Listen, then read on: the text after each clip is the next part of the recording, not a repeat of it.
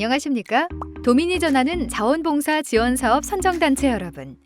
현재 진행 중인 사업이 마지막까지 아름답게 마무리될 수 있도록 도움을 드리고자 최종 정산보고서 작성법 교육을 준비하였으니 선정단체 여러분께서는 내용을 숙지하여 최종 정산보고 및 결과보고서 작성에 참고하여 주시기 바랍니다. 그럼 지금부터 최종 정산보고서 작성법 교육을 시작하겠습니다.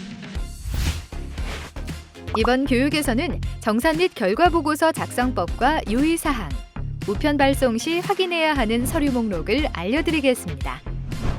관련 내용은 1차 단체는 추진안내서 94페이지, 2차 선정단체의 경우 추진안내서 81페이지에 수록되어 있으니 함께 참고해 주신다면 더욱 좋을 것 같습니다.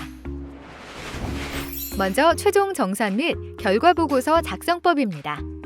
정산보고서를 작성하실 때는 반드시 단체명과 사업명이 올바른지 확인해 주셔야 합니다.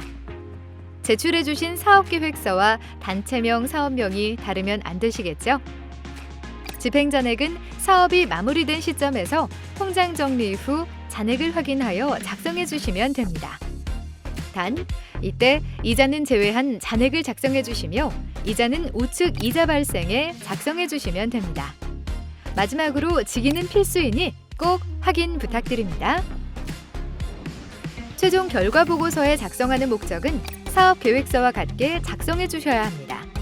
협력기관, 역할 부분에는 대상자 추천 혹은 장소 제공과 같이 사업 진행을 위해 협력해준 기관의 이름과 어떤 도움을 주었는지 내용을 작성해 주시면 됩니다. 사업의 홍보는 사업을 진행하면서 포스터나 현수막과 같이 홍보물을 비치하는 방법, 페이스북과 같은 SNS를 이용하여 홍보를 진행하는 방법, 보도자료를 통해 지역신문에 올리는 방법 등 사업을 알리기 위해 했던 모든 활동을 작성한 뒤 어느 방법이 더 효과가 좋았는지 이유를 작성해 주시면 됩니다. 만약 홍보를 진행하지 못하셨다면 왜 진행되지 못했는지 이유를 적어주시면 되겠죠. 향후 계획은 이 사업이 종료된 후에도 대상자와 지역사회에 준 영향을 어떻게 유지해 나갈 것인지를 작성해 주시면 됩니다.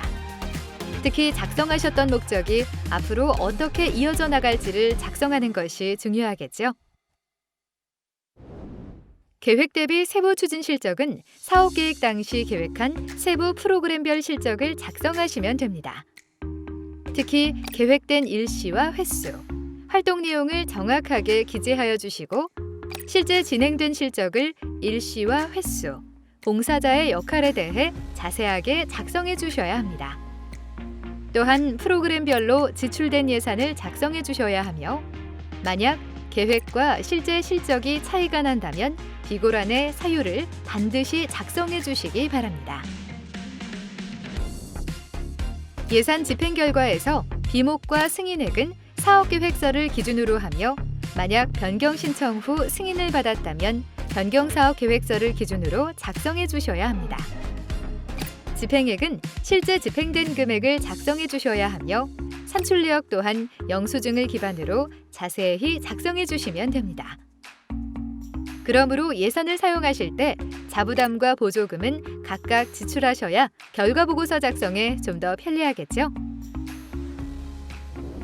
만약 보조금 잔액이 발생하였다면 금액과 발생된 사유를 잔액 발생 사유에 작성해 주셔야 합니다. 단체 자체 평가는 사업과 단체 활동에 대해 자체적으로 평가를 작성하시면 됩니다. 기획과 실행 단계는 사업의 내용이 구체적으로 계획되고 원활하게 운영되었는지를 평가해 주시면 되며 결과와 학사는 사업을 계획할 당시 목표를 잘 이루었는지를 평가하시면 됩니다.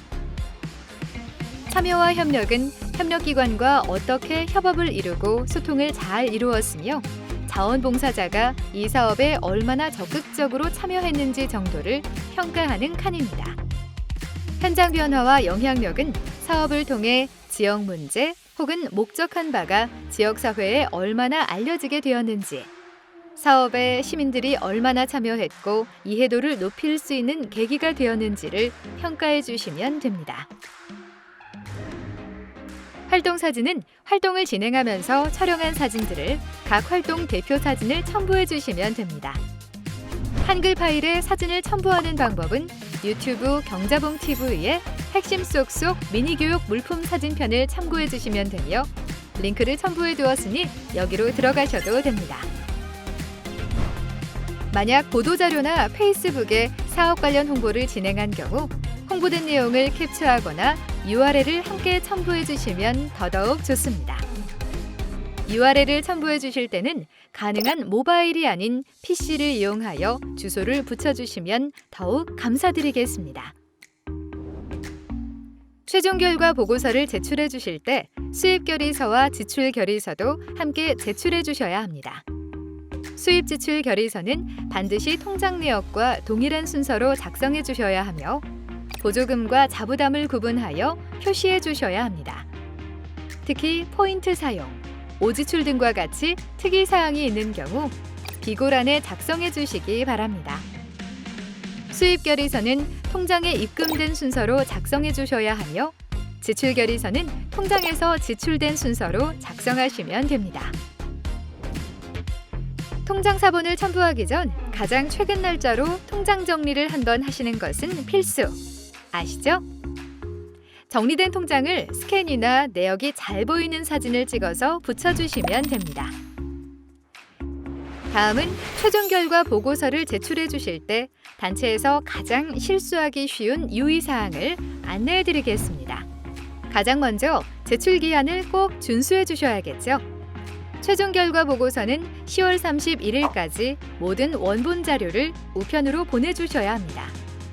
또한 우편으로 주시는 모든 서류에는 지출 결의서, 영수증과 같은 정산 관련 서류들, 그리고 활동 일지, 대상자 추천서와 같은 활동 관련 서류들도 포함되어야 합니다. 무엇보다 통장 사본은 반드시 최근에 정리된 통장이어야 잔액에 오류가 발생하지 않으니 꼭 유의해 주시기 바랍니다. 마지막으로 우편 발송 시 확인해야 하는 목록을 준비해 두었으니 함께 보실까요? 먼저 최종 결과 보고서 제출에 필요한 서류는 다음과 같습니다. 정산 보고서, 최종 결과 보고서, 지출 서류 일체, 활동 서류 일체, 통장 사본. 이 중 지출 서류는 지출 결의서, 영수증, 물품 사진, 견적서, 비교 견적서, 전자세금 계산서 원본을 모두 포함하며 활동 서류는 활동 일지, 활동 명단, 대상자 추천서 및 명단, 물품 수령증, 회의록이 있습니다. 위 서류들을 우편 발송하기 전 빠진 서류가 없는지 다시 한번 확인하여 10월 31일 금요일까지 발송해 주시기 바랍니다. 이상으로 최종 결과 보고서 작성법에 대한 교육을 마치겠습니다. 교육을 시청하신 단체 대표자 혹은 실무자분들께서는 보내드린 문자에 첨부된 구글 링크로 들어가 만족도 조사 및 수료 퀴즈를 꼭 완료해 주셔야 수료가 되니 반드시 문자를 확인해 주시기 바랍니다.